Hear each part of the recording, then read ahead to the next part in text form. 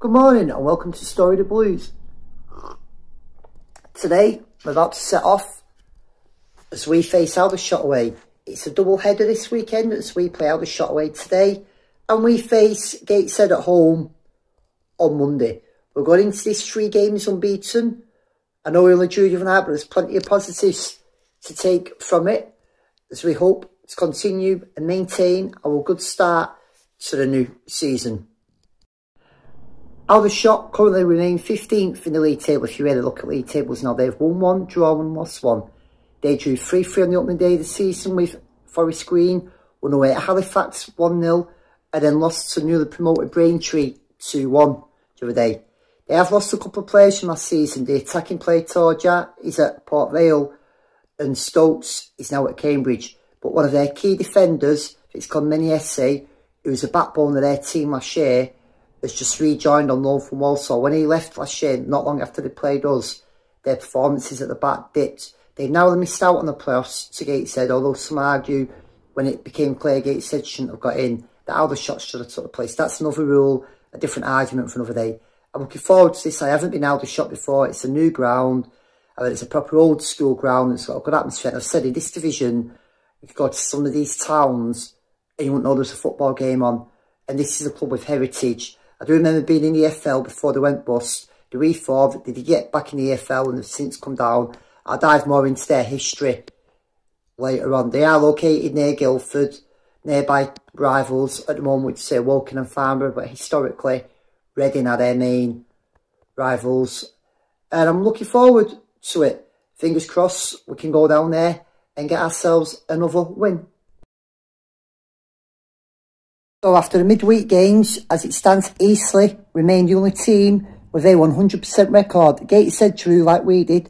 Sutton currently occupy 3rd place. York 5th, Hartlepool 6th, Yeovil 7th. But it's how you look at the league table. At the bottom, 4 teams have 0 points, which was Wealdstone, Maiden, Ebbsfleet and Boston at the bottom. Braintree grabbed the first win and Tamworth are off the mark as well also. Now, I've just looked back at my previous Aldershot vlogs. I'm surprised that I've never gone into Aldershot's history because there's a story here. So what I'll do is, Aldershot Town in its current form was formed in 1992. That's because the original Aldershot FC became the first Football League club since Accrington Stanley to go under. I don't want to mention about Maidstone in it, folks. So anyway, I'm going to go into a bit of both of them because I think there is a story there that needs telling. So the original Aldershot club was founded in 1926 as Aldershot Town FC. In 1927, they joined the Southern League and the first game was a 4-0 win over Grays in front of 3,500 at the current ground, Recreation Ground, and they finished the season in 7th place. In 1932, they won the Southern League title, which meant they got elected to the Football League in place of Thames, who had declined for re-election. And they changed the name just to Aldershot for the 1932-33 season. And the first season ended with them finishing 17th in the 3rd Division South.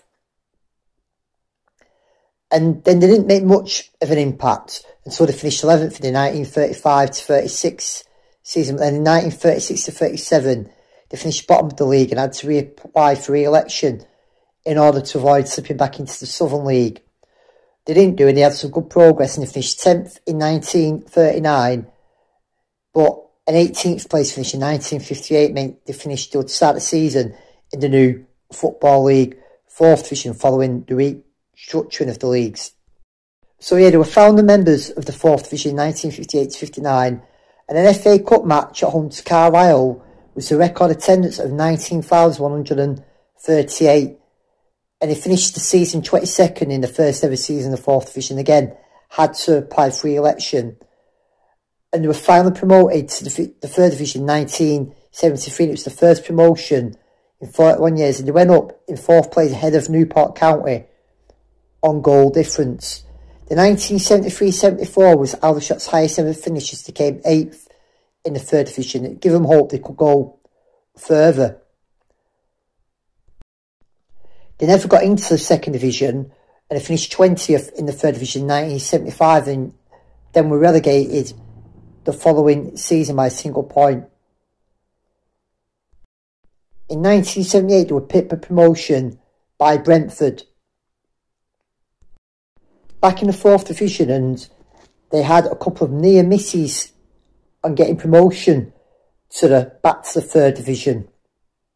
But eventually, they were playoff winners in 1987. And it was a massive shock to some people as well, because one of the teams they actually beat was Wolverhampton Wanderers, who had been relegated. And some Wolves fans call it humiliating, because they beat them 3-0 over 2 legs. Now, they were predicted to go straight back down to the 4th Division in 97-8, but managed to avoid relegation. And back then, it was like a relegation playoff, but they were bottom in 1988 to 89, and they only won 8 games all season. That's when the debts started piling up. And eventually, it all caught up with them, and there was questions whether or not they'd start the 1990 to 91 season. And on July 1990, the club were wound up. But they finished the 1991 season second bottom, so they did complete the season. And the player that had played them a couple of years earlier was young Teddy Sheringham, but unfortunately, they couldn't survive. They couldn't afford to sign him. In 1991, they did play West Ham and held them to a goalless draw, but then West Ham won the replay 6-1. Former Oldham manager Brian Talbot was player manager for a while, but at the same time, all the debts did carry on building up.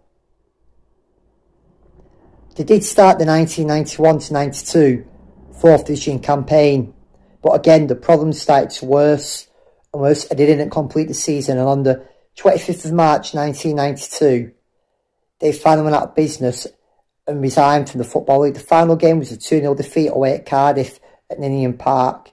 The last home game was a 3-0 defeat at home to Lincoln on the 14th of March. The last win was on the 28th December 1991, ironically away to Maidstone United, who would also go out of business 5 months later. The overall record for that season, which seen them play 36 games in 1991 to 92, was officially expunged by the Football League. What also was interesting, remember, there used to be a book in our library, and if you know how football fixtures work, teams used to pick who they don't want to be at home with, so you never get United and City at home on the same day. In London, you won't get Arsenal, Tottenham, but lower league teams also have this same thing. Remember, Aldershot on this diagram were the only team who didn't actually have to base their fixtures around any teams home and away. Nowadays, it'd be different because the knock-on effect of the Premier League affects many clubs. So in 1992, the current Aldershot Town was set up, and they started life in Ishman League Division 3. It was 5 levels below what is Division 4, now League 2. Don't forget, since then, the non-league structure has changed rapidly with the National Leagues North and South and the regional leagues, like 2 divisions at the southern level. But they eventually did get back into League 2, being promoted in April 2008, before being relegated back to the National League or Conference Premier as it was in April 2013. So it's a sign that you can get there. I do sort of feel, sort of like Maidstone, unlike like your AFC Wimbledon's and other clubs, UFC United's, Aldershot have never really got that publicity of the journey back. I think it's only in recent years people have basically thought, alright, yeah. So there are other honours since the new form. So like the Eastern League Champions 2002-3, Ishmael Division 1 Champions 97-98, Ishmael Division 3 1992-93, Conference League Cup winners 2007 and 08. Thankfully they don't have that competition now. They've won the Hampshire Senior Cup on 5 occasions. The historic rivalries are Reading, but since the three formed, they have basically Wokin's become a bit of a rivalry, and to a lesser extent Farnborough as well.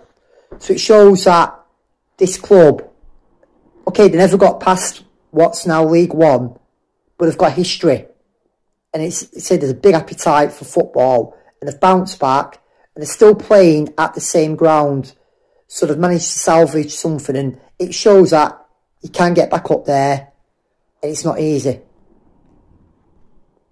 Shit weather, and I've not got any fucking cold with it, brilliant. Here we are, and the net's wet. I wish I'd just fallen over and not much to sit about the place. Moment first impressions.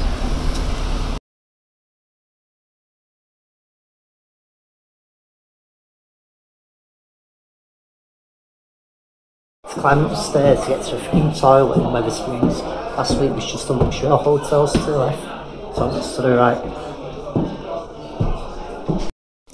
Mud on the train as well. You're not a great start to.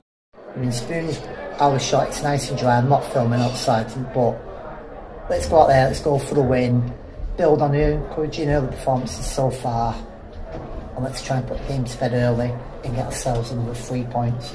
Gateshead are currently winning, so if we win, we'll go level on them, but I still think Yeovil could find an upset. Come on, Oldham. Alright, I done the prediction today, mate. How are we doing, Tom? I reckon a comfortable 4-0 win today for Latics. I like that. And you, Stu? I've got one in my head. I don't know why, but if we can get out of this weekend with 4 points, I'll be dead happy. I'll say that. I'm going to go for 2-1 Oldham today.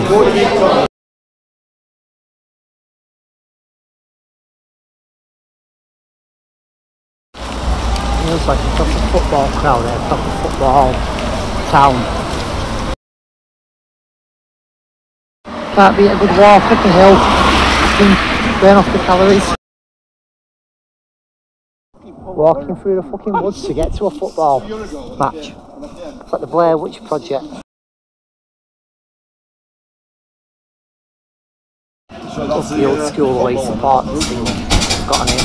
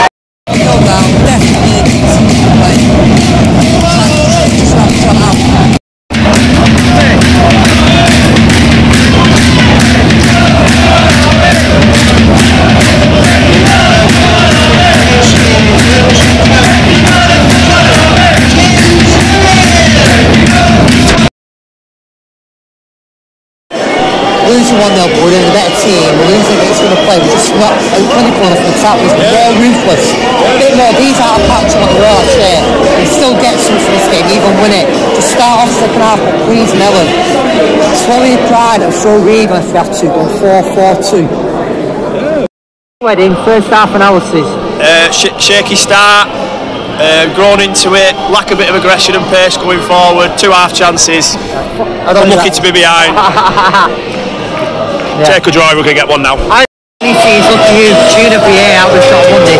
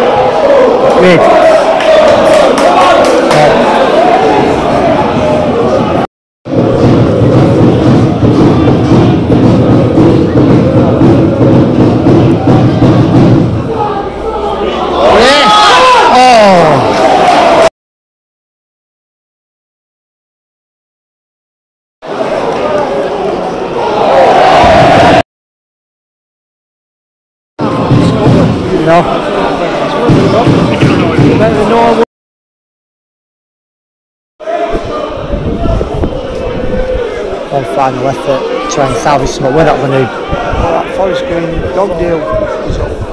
I've not checked it yet. I know Boston were beating Tamworth 1-0. Come on.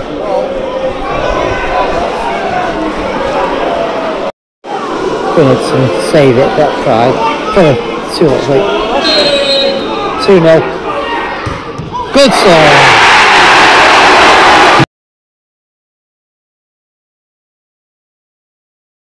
4-1, score like this from first half of the net, second half of work, just smacking it in the tap.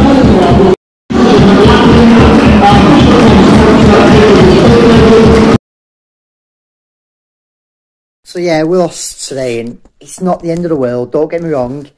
I'm happy that we lost, but it's our first defeat this season. First half, I thought we were a better team, just unlucky. Fondop and Jez both had chances. They capitalised and got that goal against run of play. I did say first half, Aldershot didn't look a patch on what they were last season. As the second half grew on, they got into the game, they played us, exposed our mistakes, they used the wings well. It's one of those, midfield wasn't at its best day. I'd have had Garner on sooner. Fondop can't do it up front on his own. Reid wasn't really effective, and we need to look, if we've not got Nora or Garner back, at getting in at an extra striker. The back four, they've looked comfortable so far, but today was just one of those days. Mistakes cost us. And to say we played bad is an understatement. It weren't great. Second half, Mellon knows he got it wrong. But it's one of these. It wasn't as bad last year as when we played, like, say, Fylde, Altrincham, where we didn't come back. At least we did get a goal back into this.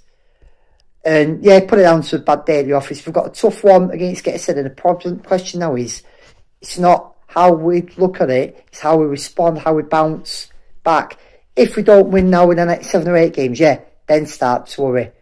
But for every good game in this division, you know you're going to have a bad game. Aldershot, as the game went on, they grew in confidence, to build up momentum. And it's one of them. For me, I thought man of the match was Ogley.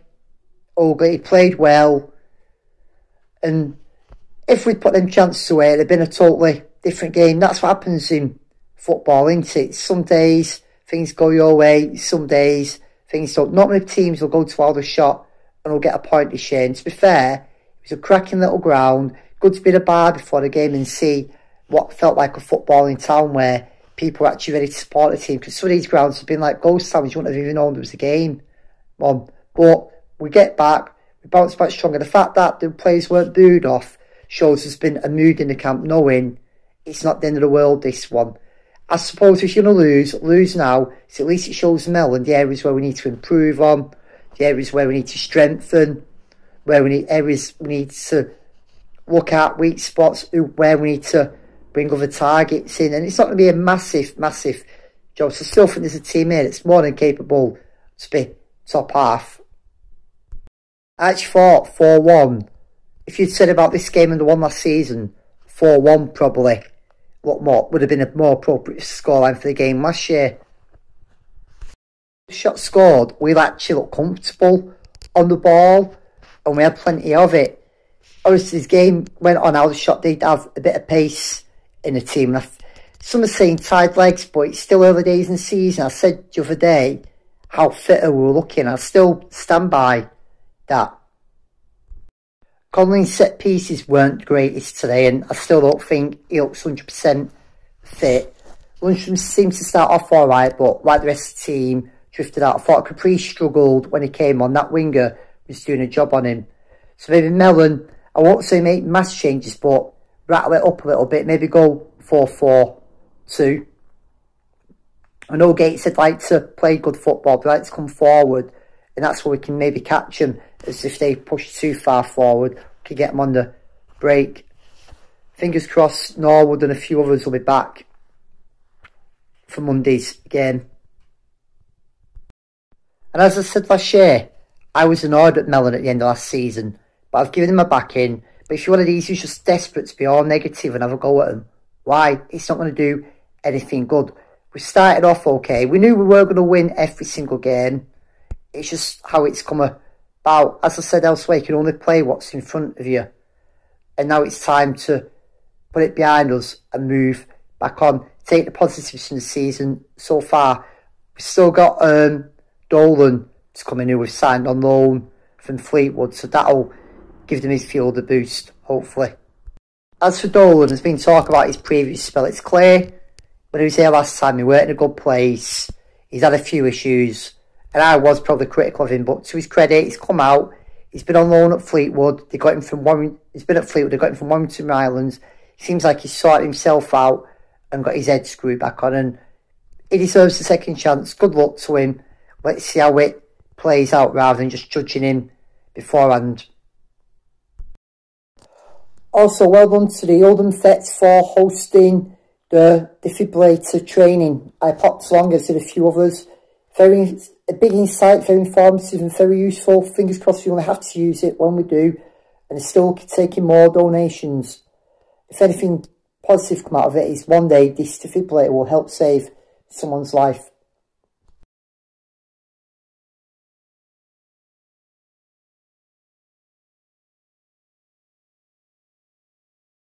And that concludes today's Story of the Blues. There will be a Gateshead one up.